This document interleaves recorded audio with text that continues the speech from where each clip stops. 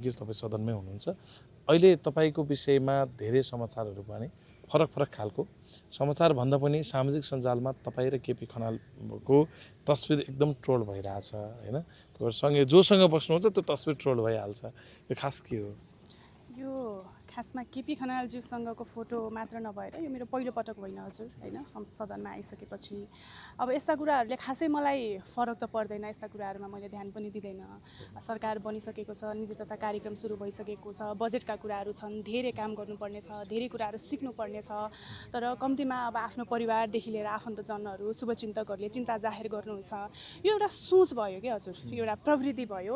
एउटा महिलालाई तपाईँको कुनै नेतृत्व तहमा अथवा केही गर्दाखेरि एउटा पुरुषसँग मात्र जोडेर सफलता हासिल गर्न सक्ने यो धेरै अगाडिदेखिको सोच र प्रवृत्ति छ। अब यसलाई हामीले ठ्याक्कै अहिले भर्खरै चिर्नलाई चाहिँ असम्भव जस्तै हो। त्यस कारणले गर्दा अब मलाई विशेष गरी लागेको कुरा चाहिँ यसमा मैले पहिला पनि मेरो विशेष समयमा पहिला पनि कुरा उठाएको थिएँ सिभिक सेन्सको विषयमा, म्यानरिजमको विषयमा।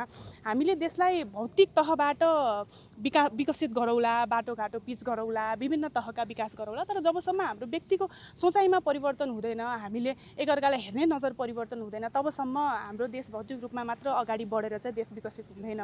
सोचमा नै परिवर्तन गर्नुपर्छ। त्यस कारणले यो कुरालाई चाहिँ मैले खासै फोकस त गरेकी छैन। तर 275 मध्ये एक सांसद म हैन। म एउटा राज्य तहको यो ठाउँमा हुँदै गर्दाखेरि त मलाई यो भइराखेको छ भने एउटा सामान्य तह महिला, एउटा युवा, एउटा चेलीलाई चाहिँ कस्तो यातनाबाट गुज्रिन परिरहेको होला भन्ने कुराले चाहिँ मलाई घरिघरि त्यो एकदमै दुःख चाहिँ व्यक्त हुन्छ। जस्तो जुन तस्बिरहरू सामाजिक सञ्जालमा आएको छ, सँगै नबसेको होइन, सँगै बसेर तपाईँहरू बैठकमा सहभागी हुनुभएको हो, तर सँगै बसेका तस्बिरहरू जब च्याट जिपिटीदेखि एआईसम्म प्रयोग गरेर गलत तरिकाले भनौँ न, त्यो जुन तपाईँहरू रहेछ कि यो मान्छेको सोचाइ हो कि मान्छेको सोचले जसले जुन सोच जहाँसम्म सोच्न भ्याउँछ उसले त्यही नै गर्ने हो हैन। हामीले देश बनाउने, राष्ट्र बनाउने, नीति बनाउने, जनतालाई कसरी चाहिँ सुख दिने भन्ने सोचमा हामी अगाडि बढिरहेका छौँ। अब केही व्यक्तिहरूको अब कसैलाई तल झार्ने, नराम्रो गर्ने, फोटो जोडेर 2-4 वटा डलर कमाउनेदेखि लिएर विभिन्न कामहरू त्यो भइ नै राखेका हुन्छन्। त्यो काम गरेर उहाँहरूलाई खुसी महसुस हुन्छ, राम्रो महसुस हुन्छ भने मलाई त्यो विषयमा भन्न खासै केही छैन। तर आज म जनताको प्रतिनिधित्व गरेर एउटा महिला र त्यही माथि एउटा युवा हुँदै गर्दा मैले चाहिँ यो विषयलाई अलिकति सिरियसनेसले लिनुपर्छ।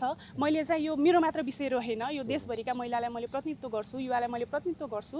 अब यसलाई चाहिँ मैले अलिक सिरियसली लिनुपर्छ भन्ने कुरामा चाहिँ मलाई लाग्यो। जस्तो तपाईँले सिरियसली लिन्छु भन्नुभयो होइन, यो खालका तस्बिरहरू आइदिँदाखेरि तपाईँ मात्र होइन, त्यहाँ धेरै महिलाहरू भिक्टिम हुनुभएको छ। महिला सांसद मध्ये के महिला सांसद चाहिँ सुन्दरी हुने